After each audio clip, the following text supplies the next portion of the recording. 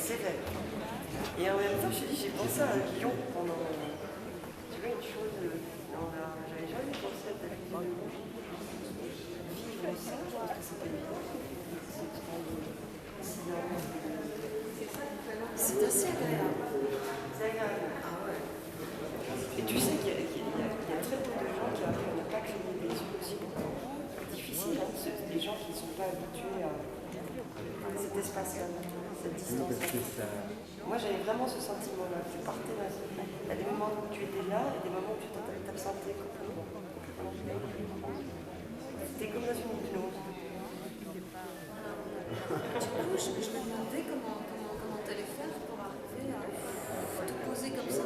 Et ce qui m'a étonné, cet objectif, tu vois, c'est quand même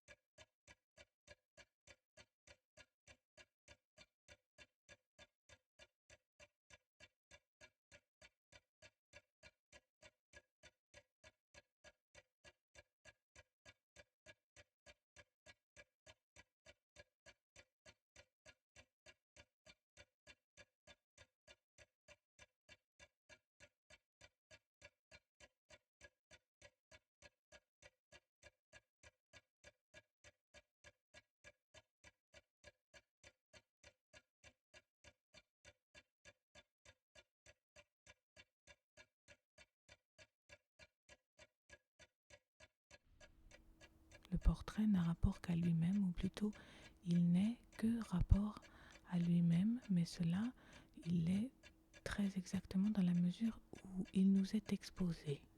Dans la mesure... Ce rapport qui fait le portrait s'articule en 3 temps. Le portrait me ressemble, le portrait me rappelle, le portrait me regarde. Ressemblance. Un portrait n'est pas ressemblant parce qu'il se ferait semblable au visage, mais la ressemblance ne commence et n'existe qu'avec le portrait. Et en lui seul, elle est son œuvre, sa gloire ou sa disgrâce, exprimant ce fait que le visage n'est pas là, qu'il est absent, qu'il n'apparaît qu'à partir de l'absence qui est précisément la ressemblance. Qu'il est absent, qu'il n'apparaît qu'à partir de l'absence qui est précisément sa ressemblance.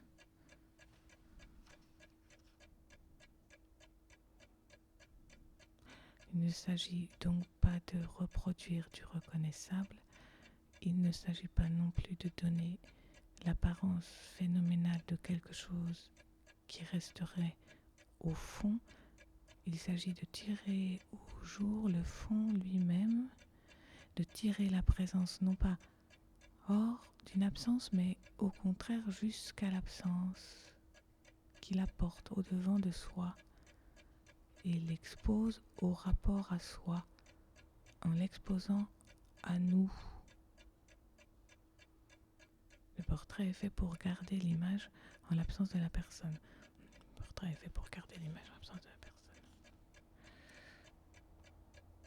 Il est la présence de l'absent, une présence in absentia, qui n'est donc pas seulement chargée de la reproduction des traits, mais de présenter la présence en tant qu'absente, de l'évoquer, voire de l'invoquer.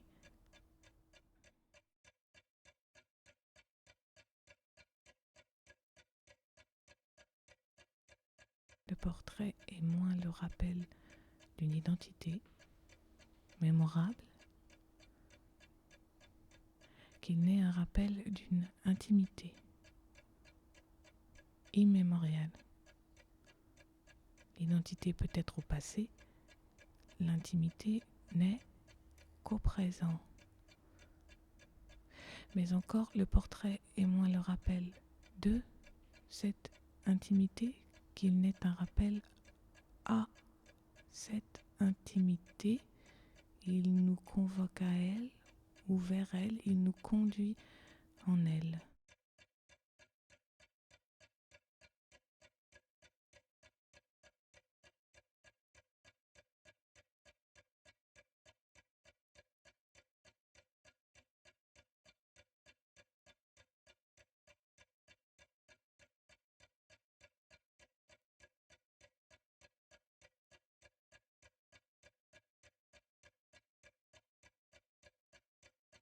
Avant toute autre chose, le portrait regarde.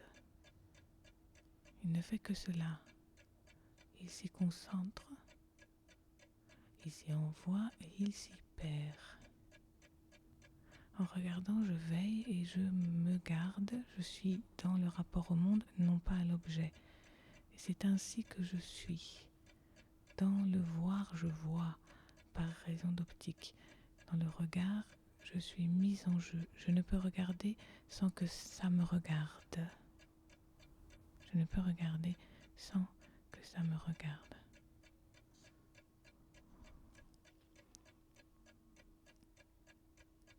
Le portrait extrait et expose la présence immobile, immuable et muette, éternelle et instantanée du fond.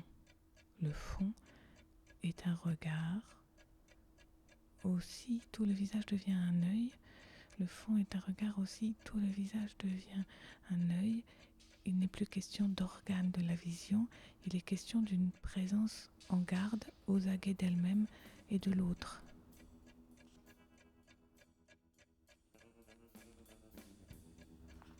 Wittgenstein écrit « Nous ne voyons pas l'œil humain comme un récepteur. Lorsque tu vois l'œil, tu vois quelque chose en sortir. Tu vois le regard de l'œil.